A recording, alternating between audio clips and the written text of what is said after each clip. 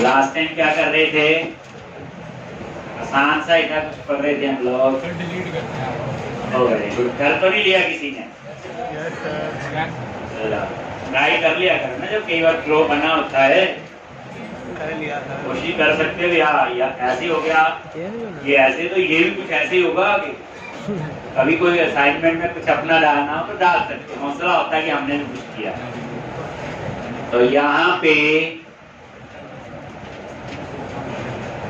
तो थोड़ा थोड़ा हम लोग कुछ चीज नई, कुछ पुरानी। हम लोग लास्ट टाइम कहाँ पे थे? सारा क्लोज करो, कम से कम 3 बार रोज प्रैक्टिस किया करो, जो करवाया जाता है उसका आपको एक ब्रेक नहीं होनी चाहिए बच्चे, छुट्टी नहीं होनी चाहिए, जो इंटरेस्टिंग है मजा आए।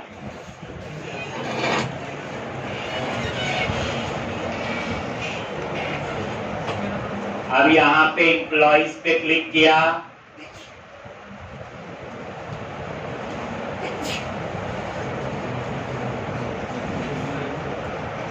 तो इस क्वेश्चन में क्या सीखा? कोड फर्स्ट अप्रोच ये सीखा, कंट्रोलर सीखा और व्यू, कैसे आपस में डाटाबेस काम कर रहा है। एक यहां तक कर लिया था। अब हम लोगों ने करना था डिलीट। तो डिलीट के लिए क्या करोगे जी? सबसे पहले क्या करना? कंट्रोलर पे गए, एम्प्लॉय कंट्रोलर और इंडेक्स पे जाओ, राइट क्लिक किया, गो टू व्यू।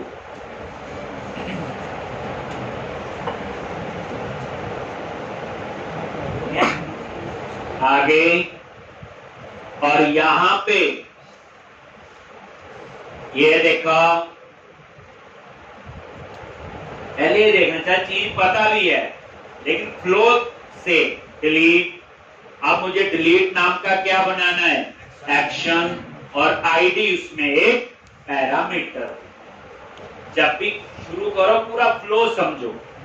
अब क्या करो? कंट्रोलर में आ गए। अब इतनी चीजें आपको समझ आ गई।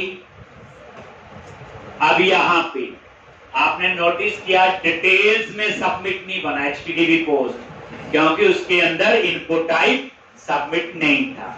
डिटेल में क्या था? सिर्फ डाटा डिस्प्ले ही करना था, डाटा सर्वर पे भेजना नहीं था।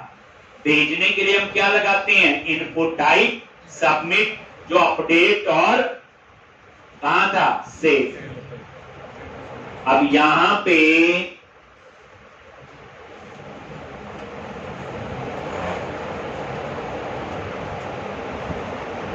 पब्लिक एक्शन रिजल्ट क्या आएगा? डिलीट, और आईडी आपका पैरामीटर।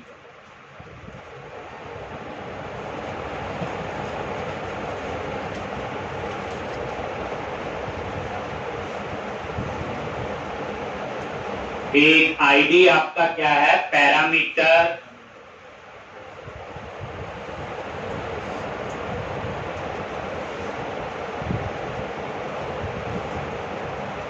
तो सबसे पहले जिसको डिलीट करना, पहले हम उसकी डिटेल देखेंगे। जैसा 1 to डिलीट लिखा हो, देखें तो सही। तो यहाँ फिर कौन सा कोड आएगा? बोलो, फाइंड। कौन सा कोड आएगा?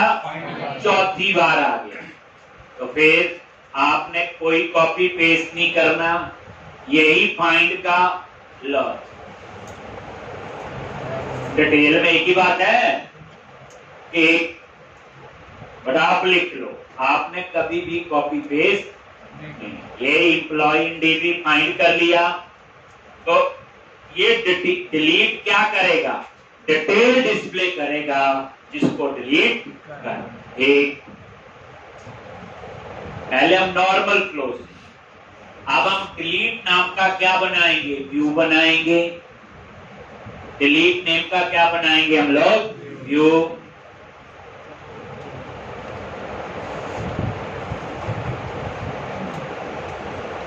खुश हो यार।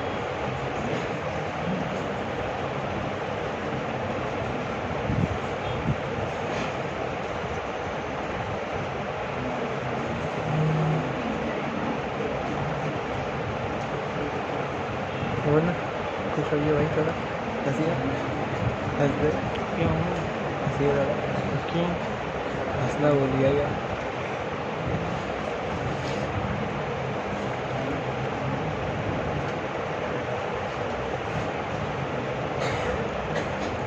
तो डिलीट नाम का व्यू कहां बनेगा? व्यूज फोल्डर में जाके कंट्रोलर नाम से फोल्डर बना हुआ एम्प्लॉय, और वहां पे हम क्या बनाएंगे? व्यू। ठीक, और व्यू का नाम क्या रखेंगे? बोलो डिलीट। इस नेम से होगा डिलीट। ठीक, तो अब आप लोग ये लिख लिया।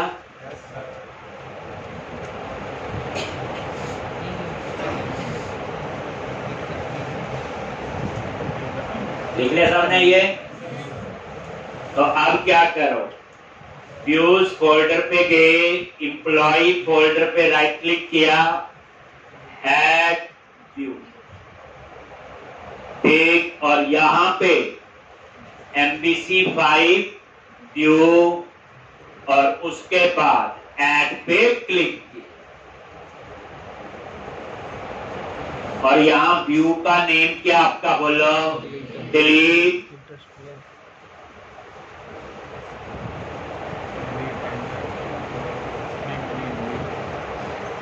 और ऐड कर,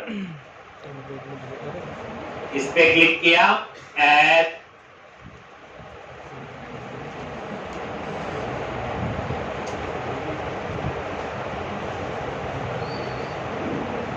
एक बन गया व्यू। ये सॉरी गलती हो गई। क्या गलती हुई?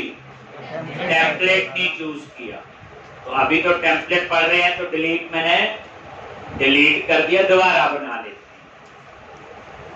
तो एम्प्लॉय पे राइट क्लिक किया, ऐड व्यू, MVC5 ऐड, और यहां पे नेम दे दिया डिलीट, और टेम्पलेट है delete.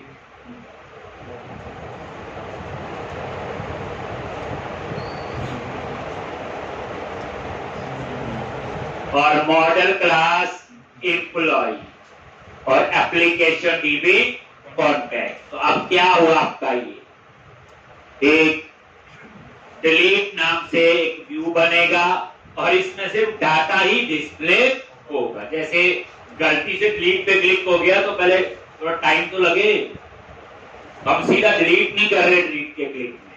Then click on add, और ये डिलीट नाम का क्या बन जाएगा? आपका व्यू। याद रखना, जो नेक्स्ट एप्लीकेशन है उसमें व्यू खुद लिखने हैं जो नजर आ रहे हैं आप। ठीक, और हम इस कोशिश हमारी होती है इनसे अच्छा ही लिखते हैं जो ये लिखा है। देन रन करो। लो समझ आ गया? अब देखो ASP डॉट में ऐसे थोड़ी होता था, हाँ बटन दे सेव अपडेट दी। अब यहाँ थोड़ा तरीका अलग है। कल को यही एंगुलर में भी होगा, नोड में भी होगा, रेक्ट में भी होगा। एम्प्लॉइज पे क्लिक किया, डिलीट पे क्लिक करो, आगे डिटेल, और यहां पे ये डिटेल आ रही। तो थोड़ा सा हम ठीक तो कर ही लेंगे।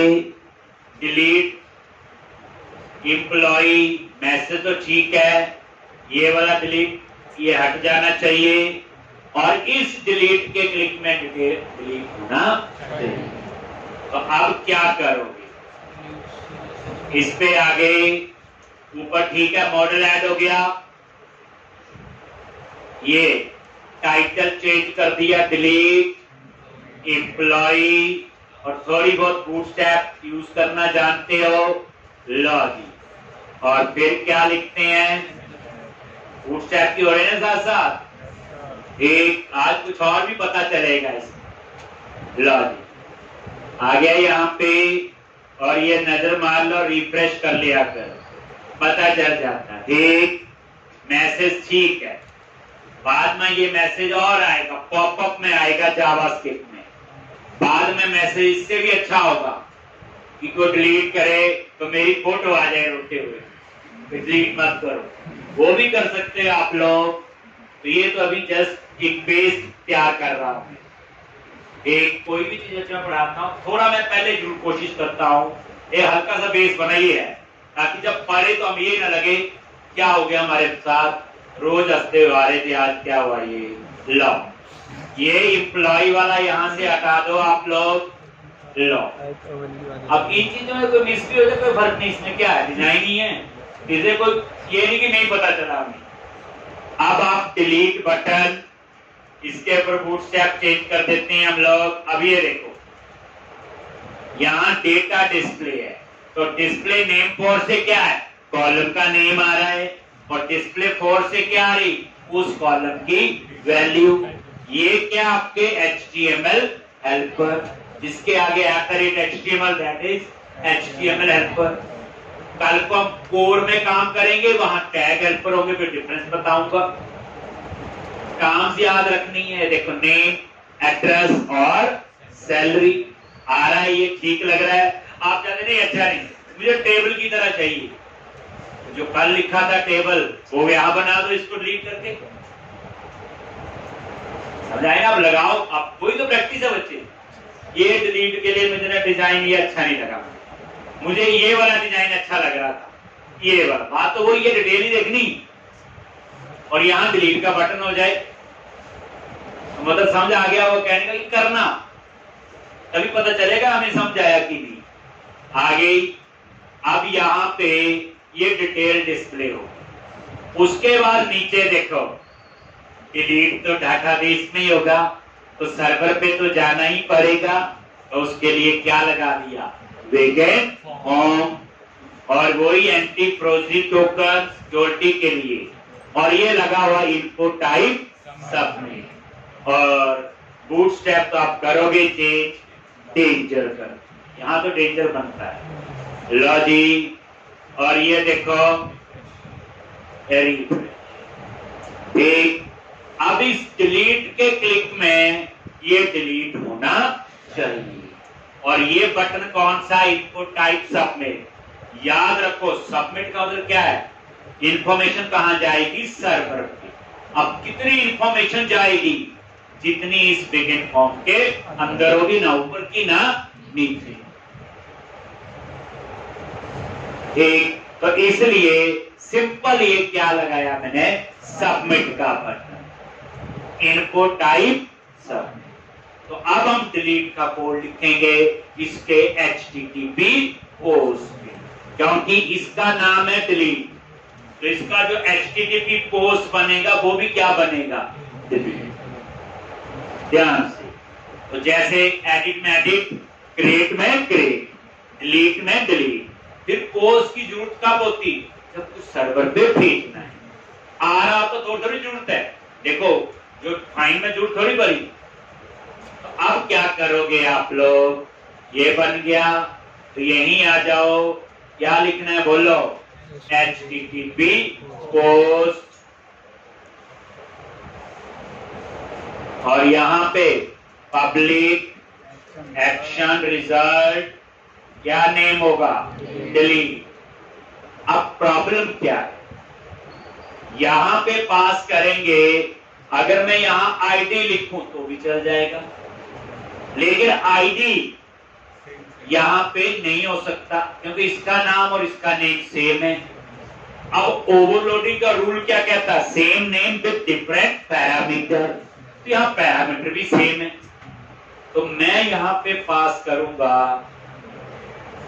क्या, एम्प्लॉय का ऑब्जेक्ट। अब इस एम्प्लॉय में नेम नहीं आएगा, एड्रेस नहीं आएगा, एज नहीं आएगा, क्योंकि बिगिन फॉर्म में है ही है।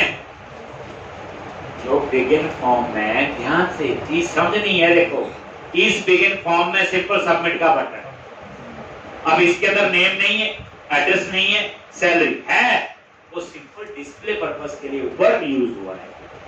ठीक, आप बोलोगे आपने एम्प्लॉय लिख दिया, है मेरी मजबूरी है, क्योंकि इंट आईडी नहीं लिख सकता मैं, क्योंकि सेम नाम के दो मेथड तभी हो सकते जब ओवरलोडिंग का रूल हो। ओवरलोडिंग रूल ये कहता है same name with different parameter, तो दैट्स व्हाई एम्प्लॉय। अब क्या कर, जिसको डिलीट करना पहले हम उसे फाइंड करेंगे, और फिर हम उसे डिलीट करेंगे। इतना तो कंफर्म है, इनपुट टाइप सबमिट है, वो आएगा तो यही। ब्रेक में लगा के दिखाऊंगा। क्या करोगे? वेर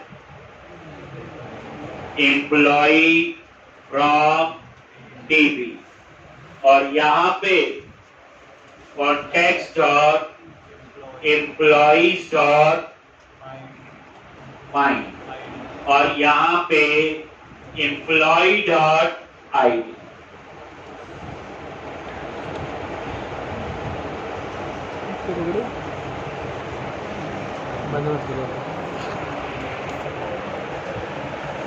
फाइंड कर लिया, फिर चेक किया इसमें कुछ है भी कि नहीं।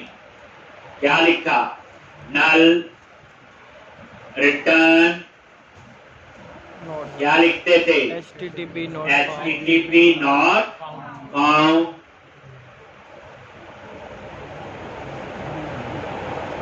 HTTP not found. अगर है तो डिलीट के लिए क्या लिखना है? Context dot employees dot remove, बस ये याद है। और उसके बाद कॉन्टेक्स्ट डॉट सेव चेंजेस और डिलीट होने के बाद कहां जाना है? रिडायरेक्ट टू एक्शन और नेम ऑफ किस पे जाएंगे? हम भी याद करो, जब ASP डॉट में क्या करते थे? सेव हो देन डिस्प्रेक, अपडेट हो डिस्प्रेक, डिलीट हो डिस्प्रेक। तो इंडेक्स क्या है? डिस्प्रेक दिए। ठीक, अब आपका यहाँ पे ब्रेक पॉइंट लगा लेते हैं। बताया हुआ पहली बार कुछ नई चीज लिखी, टेस्टिंग जरूर होनी चाहिए, सही प्रैक्टिस है।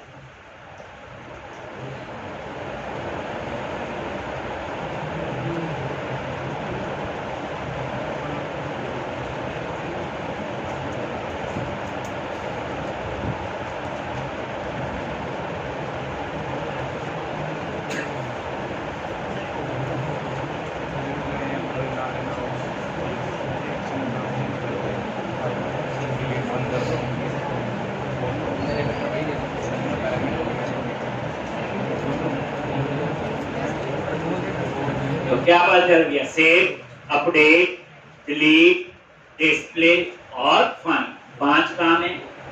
ये 5 काम ASP डॉट में भी किए, इनलाइन क्वेरी से भी और स्टोर प्रोसीजर से। यही 5 काम आज हमने कर लिए MVC से। उसमें हमने कोड फर्स्ट अप्रोच यूज की है, एंटिटी फ्रेमवर्क, याद रखना। आप इसे रन करो।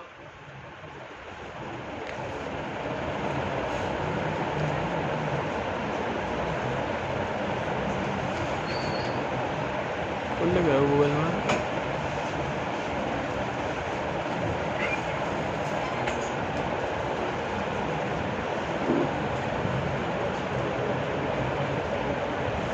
तो ये लो जी, एम्प्लॉइज पे क्लिक किया,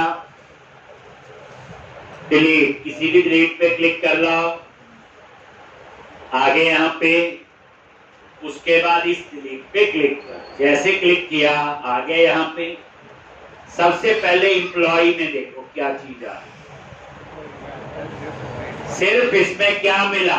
ID, बाकी नहीं है। बाकी क्यों नहीं आया?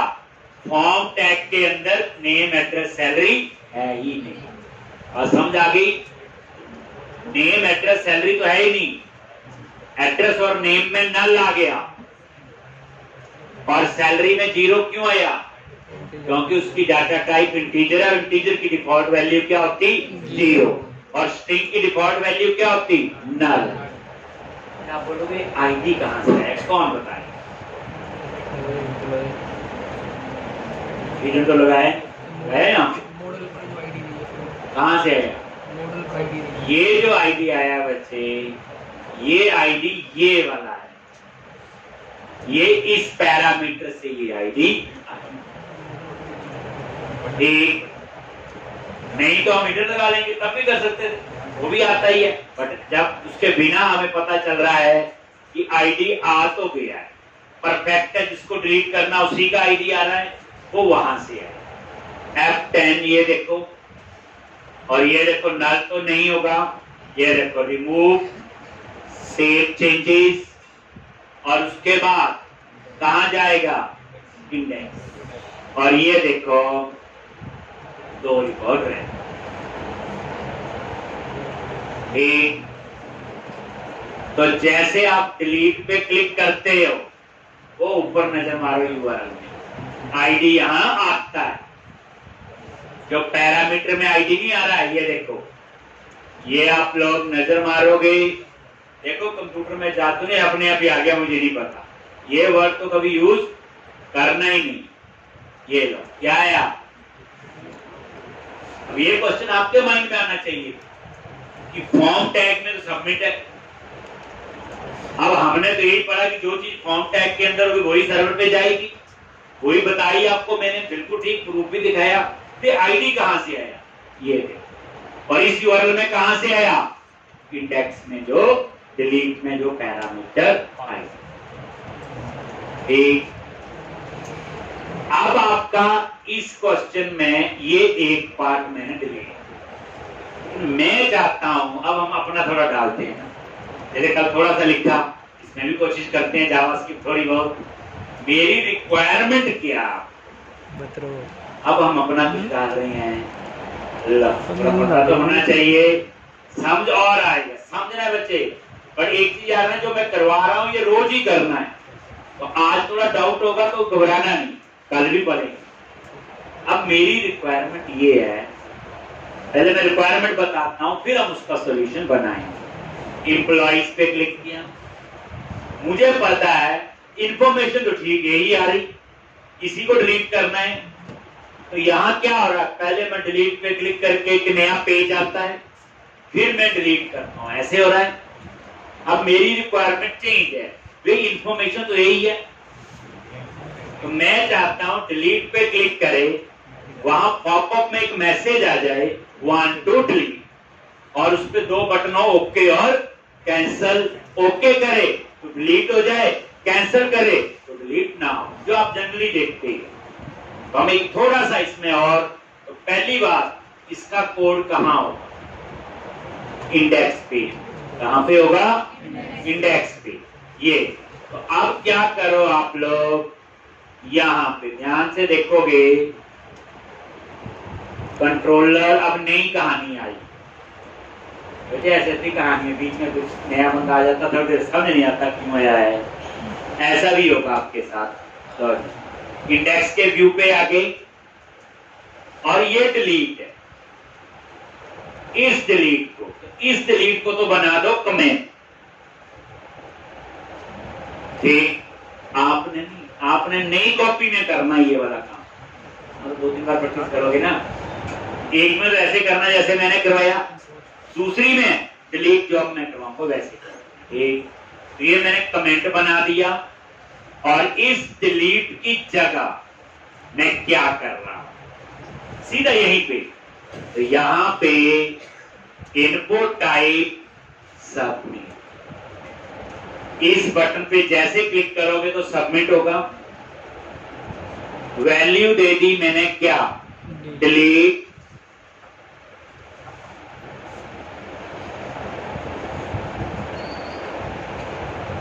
वैल्यू दे दी डिलीट, और यहां पे क्लास, ये भी आप पढ़ी हुई है हमें, btn हाइफन टीचर,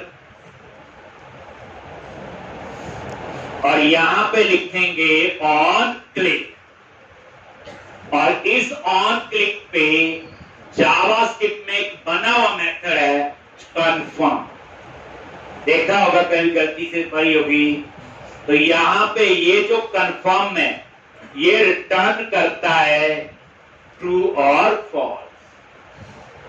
पहले ये देखो पूरा,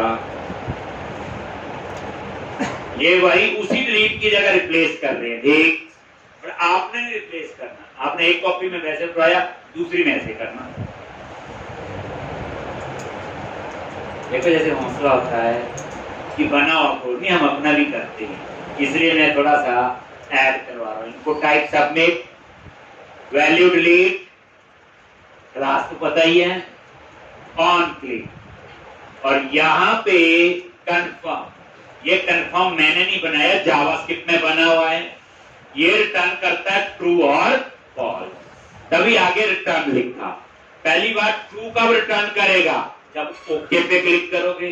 फॉल्स कब रिटर्न करेगा? जब कैंसिल पे। और इसके बीच में क्या मैसेज आना चाहिए? क्या बोलो? वांट टू डिलीट डेटा, और ये क्वेश्चन मार्क, और ये input tag close. Want to delete data, तो ये कंफर्म क्या है? जावास्क्रिप्ट के अंदर बना हुआ एक मेथड है जो मैसेज देने के लिए होता है। जैसे स्कैन अप हो गया आपका, ऐसे ये कंफर्म एक।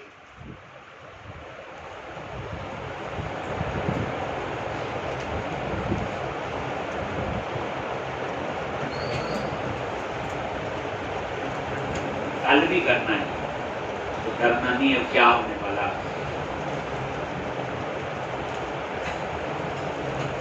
ये देखो, रन करके देखो क्या कुछ कर रहा है कि नहीं। डिलीट पे क्लिक करो, क्या आ गया? ओके और कैंसिल। ये भी अच्छा नहीं है, बाद में वो बाद में आएगा। कैंसिल पे क्लिक करो तो कुछ नहीं करेगा, और मैं चाहता हूं डिलीट पे ओके, तो अभी वो डिलीट वाला कोड नहीं चलेगा, क्योंकि उस बटन को तो कमेंट बना दिया। अब हमें अपना ताम जाम करना पड़ेगा। तो अब आपकी बारी है कि जैसे हम ओके पे क्लिक करें डिलीट, तो ओके पे क्लिक करोगे तो ये पेज सबमिट होना चाहिए और डिलीट का कोड चलना चाहिए। तो पहली बात, हमने इनपुट टाइप सबमिट तो लगा दिया, लेकिन बड़ी बड़ी बातें कि सबमिट किसको करना है, तो मैं यहां लगाऊंगा फॉर्म टैग, वही जो अपने आप लगा होता था क्रिएट में भी,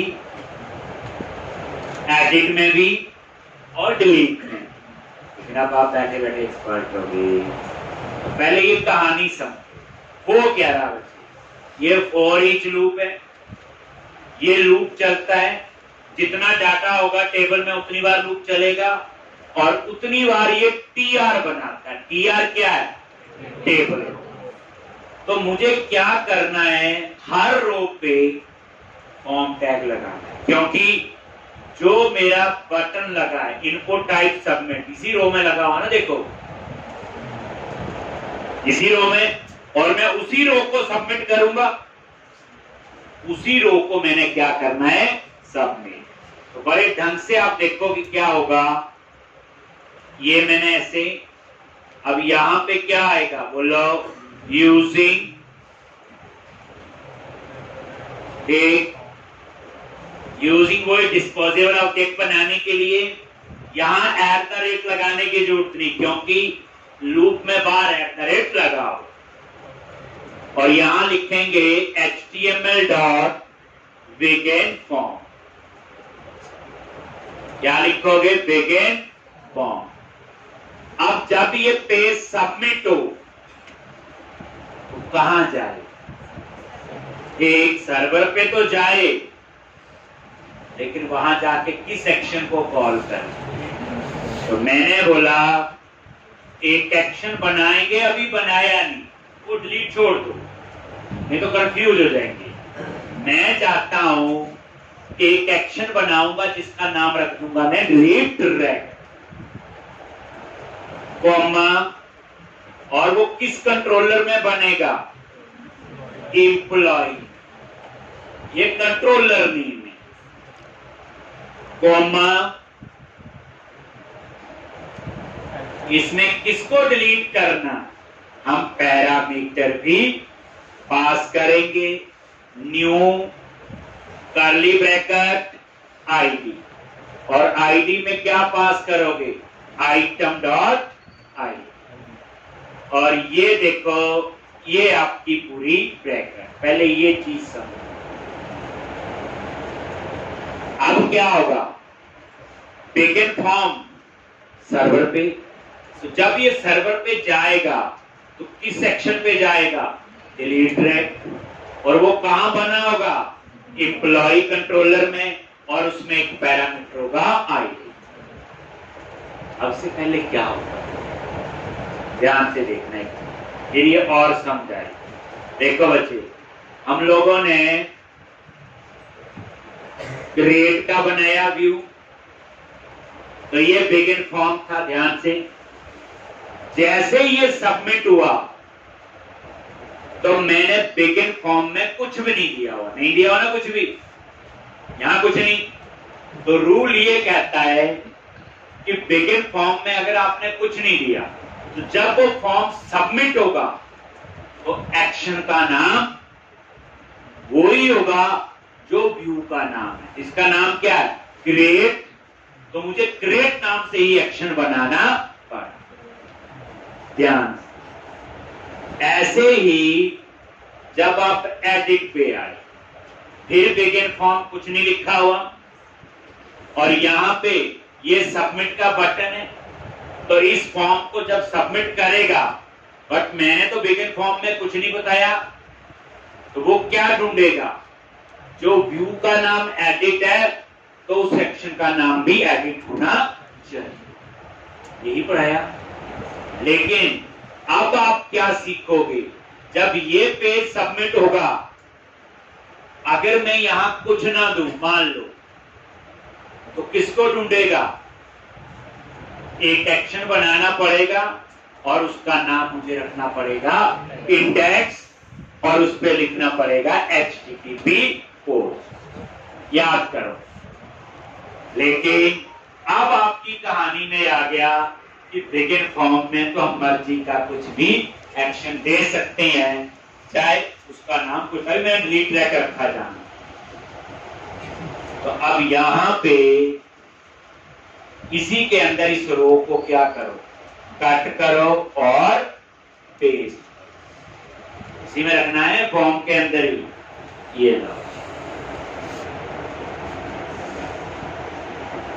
अब ये देखो, ये TR टैग पूरा आ गया इसमें।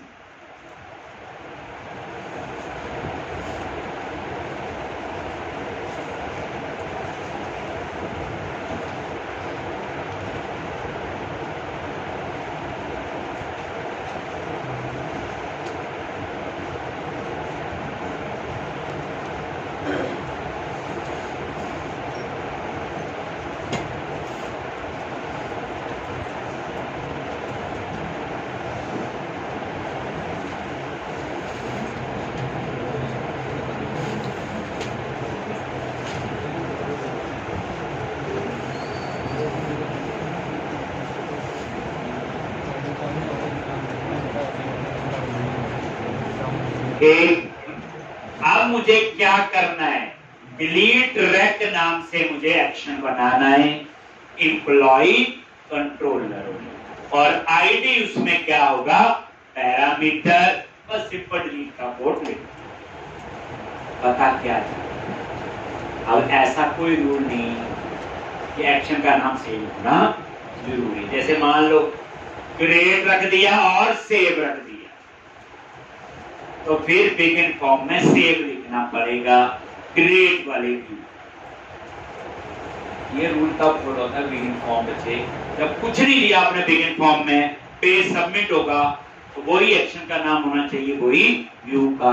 यही कहानी आपको एडिट में भी समझाई, यही कहानी आपको क्रिएट में समझाई, और यही कहानी आपको डिलीट। लेकिन अब जो है, तो अब आप क्या करो? कंट्रोलर में गए और यहां, और ये तो आपको सीधा आ जाए। देखो, पब्लिक एक्शन रिजल्ट और डिलीट रैक, और एक पैरामीटर है इसमें आई। मैं ब्रेक में लगा के समझाता हूं। और इसमें यही पूरा कोड जो ऊपर लिखा हुआ, बस आपने नहीं कॉपी लिखने का टाइम दूंगा, बस यहां पे आपको क्या लिखना है बोलो? आई। लिखो पहले, फिर मैं इस कोड को आपको समझाता। मीनिंग तो पता ही है। इसके ऊपर तो HTTP पोस्ट भी नहीं लिखा, तो एक हो गया ना डिफॉल्ट। अगर बिगिन फॉर्म में कुछ ना दो तो एक्शन और व्यू का नाम सेम होना चाहिए। अगर कल को अलग एक्शन का नाम, देखो व्यू का नाम तो इंडेक्स है जिस पेज पे कोड लिख रही, और एक्शन का नाम दे दिया मैंने डिलीट ट्रैक। तो अब आपको ये रूल पता चल गया कि एक्शन और व्यू का नाम अलग अलग हो सकता है, बट अभी इसमें बड़ा कुछ और है तो हमें पता होना। ये लिखो बच्चे, ये मैंने थोड़ा सा डाला है, अगली बार कुछ और करेंगे, ये चीज वहां फिर दोबारा से करेंगे।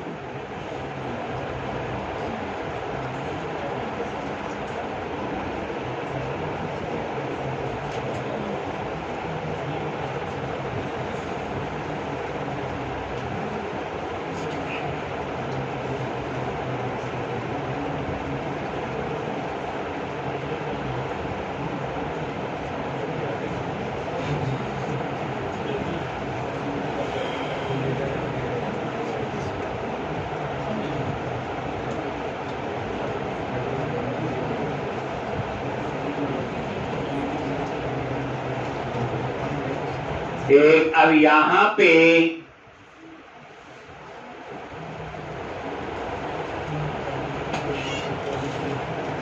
पर देखना वही आएंगे अभी। ये देखो एम्प्लॉइज, अब आप डिलीट पे क्लिक करो किसी पे भी, लो क्लिक किया, कैंसल, नहीं डिलीट किया, डिलीट, ओके। जैसे मैंने ओके पे क्लिक किया आ गया यहां पे, और ये देखो आईडी आ रहा है 1, तो ठीक है, बाकी तो चल ही रहा था। F10 फाइंड किया, नल तो नहीं है, आईडी तो ठीक है, रिमूव, सेव चेंजेस से डाटाबेस में सेव करेगा, और उसके बाद कहां जाएगा, इंडेक्स एक्शन। तो एक आपको और पता चल गया, ये दो और ये ठीक, ये आप एक बार लिख लो, ये चीज हमने खुद है जी। अब हम लोग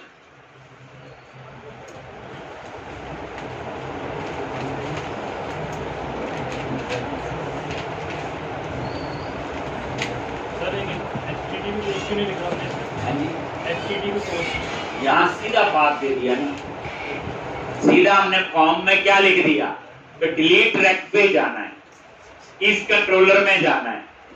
ठीक, जब हम कुछ ना लिखें तो उसको समझने के लिए होता है कि कहां जाना है, नहीं तो वो कंफ्यूज हो जाएगा कि एडिट वाले कौन से में जाऊं या क्रिएट वाले कौन से में।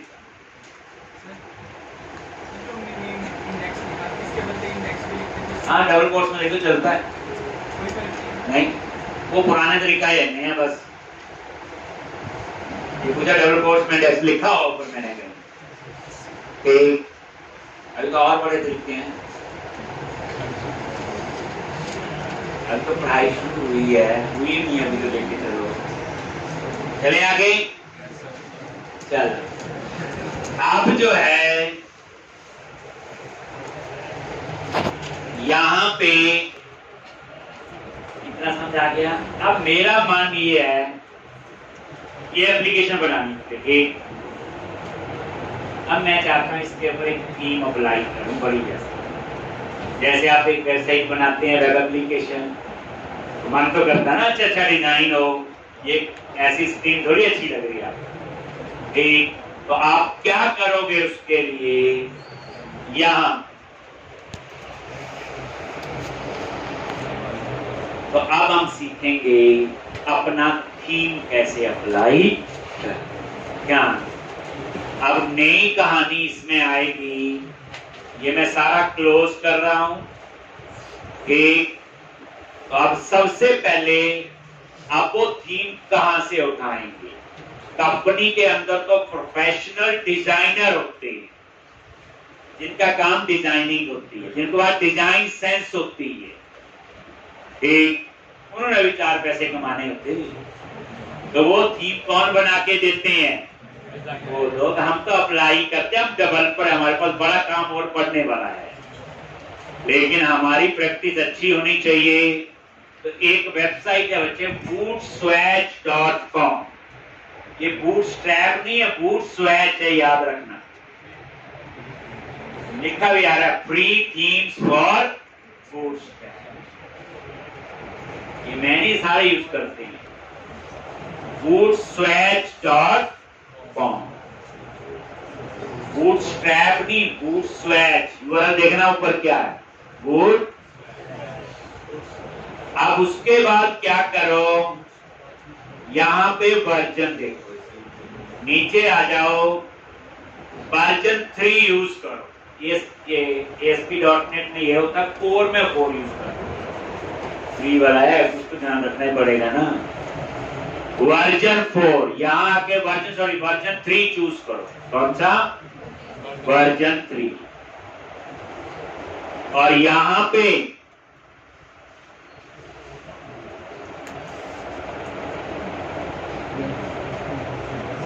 और ये थीम आ गई, और ये थीम की लिस्ट आ गई।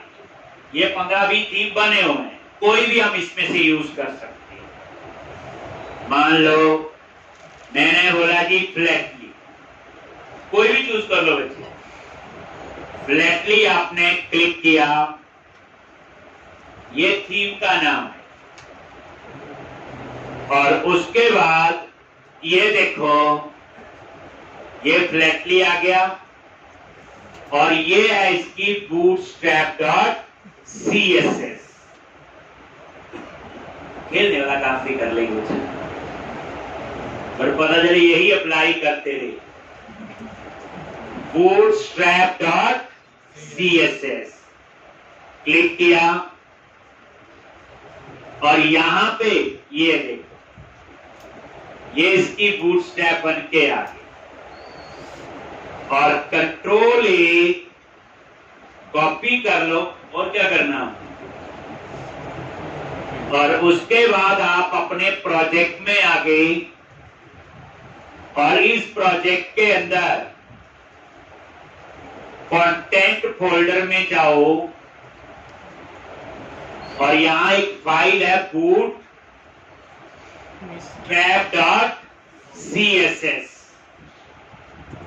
और इसका कोड उससे रिप्लेस कर।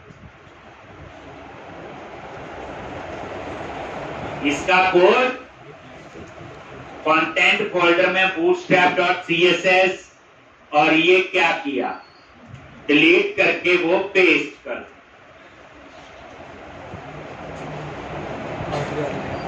बस हो गया। आप बोलोगे कुछ फर्क होगा, लो अभी रन करो, कुछ ना कुछ तो नजर आएगा ही। सेम ही आ गया, हो गया जी। रिफ्रेश करो, यहां F5 से रिफ्रेश नहीं हुआ, कंट्रोल प्लस F5 होता है फोर्सफुली रिफ्रेश करने के लिए। कई बार ना रिफ्रेश हो तो फोर्सफुली किया करो। देखो ये आ गया। अब इसी हिसाब से देख लो, ये भी चीजें चेंज होती हैं नीचे डिजाइन। ये देखो, ये देखो बटन, ये देखो ना चेंज सारा। ठीक, तो ये आपका अप्लाई हो। नहीं जी मेरे को ये नहीं अच्छा लगा, तो क्या करोगे, दोबारा से देख लो एक बार। bootswatch.com, और यहां वर्जन कौन सा, 3। कौन सा थी, जर्नल बोल दिया, चलो चेंज कर दिया, हो गया। और यहां पे bootstrap.css, control A control C, project में गए, कंटेंट फोल्डर में जाओ, bootstrap.css। अब यहां पे ये डिलीट किया, और इसकी जगह रिप्लेस कर दी। ठीक, अब आप इसे रन करो।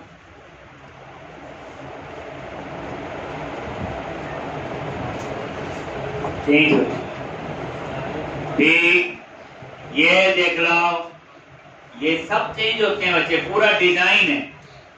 ये कलर भी चेंज हुए, देखोगे ध्यान से, ये सब चेंज होता है। तो जो हम लिखते हैं ना tax primary, tax info, tax success, उसकी कलर स्कीम थीम के हिसाब से चेंज हो। समझा आगे बात? बूटस्ट्रैप की क्लास का नाम तो वही है, वो थोड़ी चेंज किया मैंने, टैक्स प्राइमरी ये जो ऊपर आ रहा है, लेकिन इसका कलर तो कुछ और आ गया इस बार। तो याद रखना, एक बार बूटस्ट्रैप की क्लासेस सीखियो, सेम है। एक, अब यहां पे ये देखो, मैंने ये फाइल ये कर दी पेस्ट, और यहां पे आपका अगर आप फाइंड करो, कंट्रोल F, इसके अंदर लिखो टैक्स हाइफन प्राइमरी, ये है, और ये उसका कलर है। तो जिस जैसा थीम होता है उस हिसाब से कलर चेंज कर देते हैं। ठीक, टैक्स हाइफन इन्फो, ये देखो इसका कलर लग गया। तो टैक्स हाइफन इन्फो में वो क्या करे, थीम के हिसाब से, उसका ही है ना थीम। ठीक, तो पूरे थीम के हिसाब से चीज पूरी इन्होंने बनाई, ले रहे हैं। लेकिन अब ये कैसे पता चले, ये तो हमारे साथ जादू हो गया कि थीम अप्लाई हो गया और हमें पता भी नहीं चला। ये थीम लेआउट तक पहुंचा कैसे, उड़ के गया होगा? आप बताओ, आपने बोला आ गया, समझ आ गया, ये बनाया।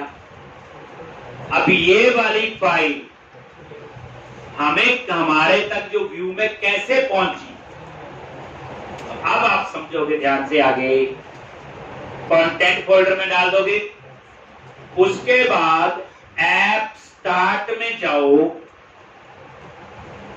और वहां एक फाइल है बंडल कॉन्फिग डॉट cs,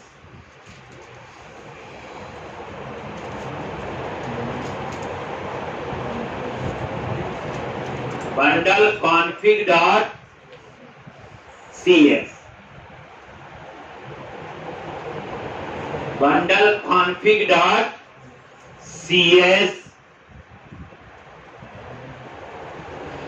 ये बंडलिंग का कंसेप्ट है। बंडल क्या चीज है? जैसे एक फोल्डर है, हम लोग इंफॉर्मेशन को डिफरेंशिएट करने के लिए अलग अलग फोल्डर बना लेते हैं। फोल्डर क्या हो गया, एक बंडल, या लकड़ियों का जैसे पूरा बांध के दूसरा बना लेते हैं, वो बंडल है। ठीक, अब उस यहां बंडल में क्या है? ठीक, फाइल्स की कलेक्शन, मतलब फाइल्स अलग अलग। तो यहाँ पे बंडल कॉन्फिग में गए बच्चे, और यहाँ पे ये बंडल बने होंगे, हमने वो देखना जो अभी यूज हुआ है।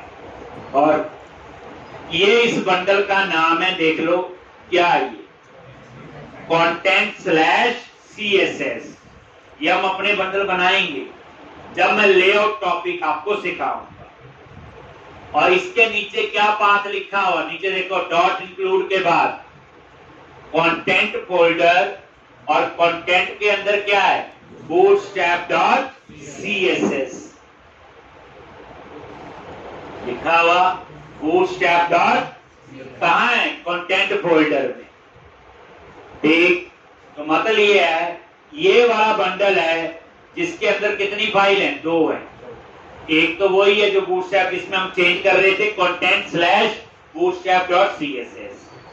अब ये वाला जो बंडल है, ये आपका लेआउट में एक्सेस होना चाहिए, तभी पूरे प्रोजेक्ट पे ये काम करेगा। अब इसको कैसे एक्सेस किया हुआ, नजर मारो। व्यूज के अंदर गए, शेयर, और शेयर के अंदर है अंडरस्कोर लेआउट, और अंडरस्कोर लेआउट की ये लाइन नजर मारो क्या है। अब बात समझाई। अब इस फाइल पे ये बंडल ऐड है तो पूरे प्रोजेक्ट पे एक्सेस होगा, क्योंकि शेयर में ये जो लेआउट फाइल है दैट इज मास्टर पेज, हमारी इंफॉर्मेशन तो सिर्फ कहां चेंज हो रही, बोलो, यहां। हमारी जो इंफॉर्मेशन है वो कहां चेंज हो रही, यहां। तो ये देख लो इस बंडल का नेम, इस वजह से वो लेआउट वाली फाइल पे डिजाइन अप्लाई हो रहा है। तो स्टेप समझो, बूटस्ट्रैप में गए, वहां से थीम चूज किया और थीम की बूटस्ट्रैप कॉपी की, प्रोजेक्ट में गए, कंटेंट फोल्डर में जाके बूटस्ट्रैप वाली फाइल में अपने चेंज कर, यही किया। उसके बाद बंडल कॉन्फ़िग में जाओगे, देखना ही है अभी, और ये एक बंडल बना हुआ बूटस्ट्रैप को एक्सेस करने वाला, और इस बंडल को कहां एक्सेस हुआ है, अंडरस्कोर लेआउट, क्योंकि पूरा डिजाइन तो लेआउट से चलता है ना। लेआउट क्या, एक मास्टर।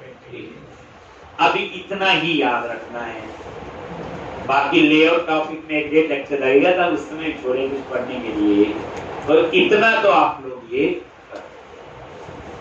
क्लियर है जी। अब आगे, अब हम एक नई एप्लीकेशन बनाएंगे, उसमें फिर कोड फर्स्ट से होगा सारा काम, लेकिन उसमें हम क्या क्या सीखेंगे। वैलिडेशन टॉपिक होगा कवर, लेआउट टॉपिक होगा, एक राउटिंग भी है, और इसमें हम वैलिडेशन और लेआउट, और इसमें व्यू का कोड हम खुद लिखेंगे। तो मतलब कहने का ये है बच्चे, अब फिर रिवीजन होगी, 90% चीजें जो यहाँ यूज की वो वहां पे सारी होंगी। तो आप क्या कर, एक नई एप्लीकेशन बनाते हैं, यानी आप इसमें क्या सीखेंगे, कोड बस हमें आता है, कंट्रोलर का कोड हमें आ गया, इसमें पहली बात है व्यू का कोड खुद लिखेंगे, ये तो सीखना ही है। उसके बाद इसमें हम लेआउट पूरा टॉपिक डिस्कस करेंगे, वैलिडेशंस पूरा टॉपिक, कौन कौन सी टाइप की वैलिडेशंस होती हैं, ये सारी कहानी इस एप्लीकेशन में आएगी। तो क्रिएट अ न्यू प्रोजेक्ट, जो एप्लीकेशन मैंने कंप्लीट की, हर बच्चा 3-3 बार तो कम से कम उसको करके देखे। और यहां पे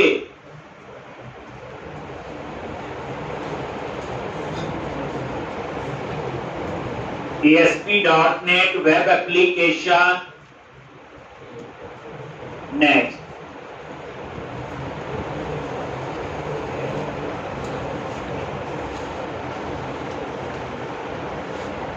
और यहां पे अंडरस्कोर, इसमें हम पढ़ेंगे लेआउट, लेआउट टॉपिक डिस्कस करेंगे, इसमें हम लोग वैलिडेशन,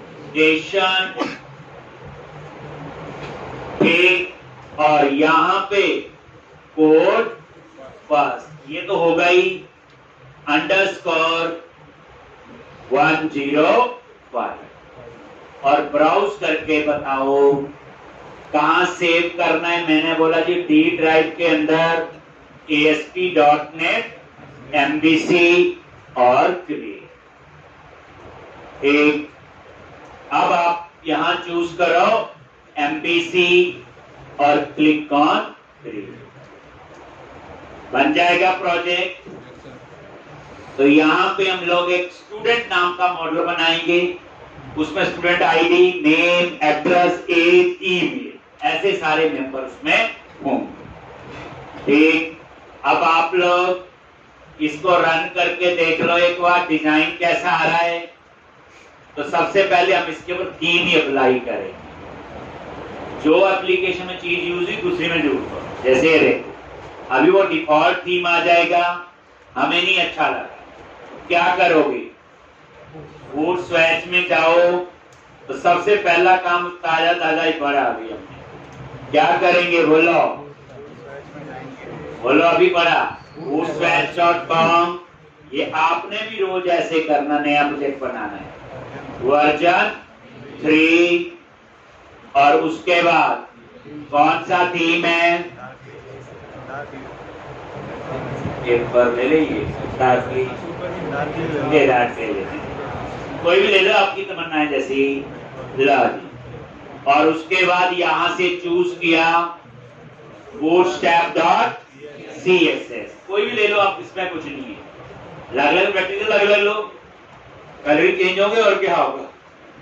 सिलेक्ट किया और ये क्या किया, कॉपी, और अपने प्रोजेक्ट में गए, कंटेंट फोल्डर में जाओ और यहां पे bootstrap डॉट CS, और ये आपने क्या किया, पेज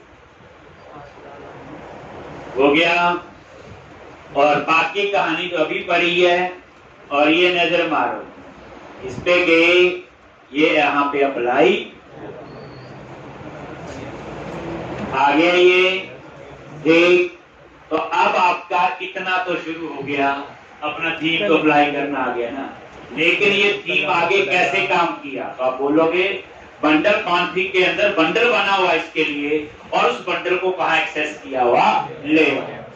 ये चीज आपको याद रखनी है। नेक्स्ट, अब हम लोग क्या करेंगे, यहाँ पे बोलो कोड फर्स्ट से डाटाबेस बनाना है। अब स्टेप्स नहीं याद करनी, लो मैं पहले मॉडल ही बना दूंगा, पैकेज बाद में इंस्टॉल कर लूंगा, फिर उसके बाद वेब कॉन्फ़िग में कनेक्शन सिंक लिख दूंगा, फिर उसके बाद डाटा फोल्डर बना लेंगे, उसके बाद इनेबल माइग्रेशन, ऐड माइग्रेशन और अपडेट डेटाबेस। आ गया, लो मैं मॉडल बनवा देता हूं, बाकी काम आप करना, कर लोगे उतना। मॉडल पे राइट क्लिक किया, ऐड क्लास, और यहां मॉडल का नाम दे दिया आपने, बोलो स्टूडेंट। आ गया स्टूडेंट डॉट CS, तो पता ही है कितनी बार लिख चुके हैं कोड। ठीक, पहले दिन तो ये भी मुश्किल लगा था कोड फर्स्ट क्या चीज है। आ गया, सबसे पहला कॉलम क्या है, प्रॉप, टैब प्रेस किया और ID, तो ID को क्या बनाएगा, ये प्राइमरी की और ऑटो जनरेट। इसी तरह से प्रॉप स्ट्रिंग नेम, ये नेम हो गया स्टूडेंट का, प्रॉप टैब प्रेस किया, स्ट्रिंग एड्रेस, ठीक, फिर क्या करोगे, प्रॉप इंट क्या लिख दिया, एज, उसके बाद प्रॉप स्ट्रिंग ईमेल, एक ये मेंबर आपने ले ली, ठीक। तो ID, नेम, एड्रेस, एज और ईमेल। अब नेक्स्ट स्टेप क्या है, वेब कॉन्फ़िग में कनेक्शन सिंक लिख लो, एंटिटी फ्रेमवर्क पैकेज इंस्टॉल कर लो, फिर डाटा फोल्डर बना के एप्लीकेशन DB कॉन्टेक्स्ट बनाओ, इनेबल माइग्रेशन, ऐड माइग्रेशन और अपडेट डाटाबेस। इतना काम आप लोग कल तक कर ठीक, और कल हम इसमें आगे करेंगे। और इसमें जो एक्साइटमेंट ये है, मॉडल तो आता ही है, कंट्रोलर में भी थोड़ी इंप्रूवमेंट हो गई, और इस बार व्यू का कोड हम खुद लिखेंगे, थीम अप्लाई करना आ गया, थोड़ा सा बेस बन गया आपका। तो कल जो है और इंटरेस्टिंग होगा और मजा आएगा। तो कल इसी में ही, और बच्चे जो क्वेश्चन मैंने कंप्लीट किया है उसको 3-3 बार करके देख लेंगे।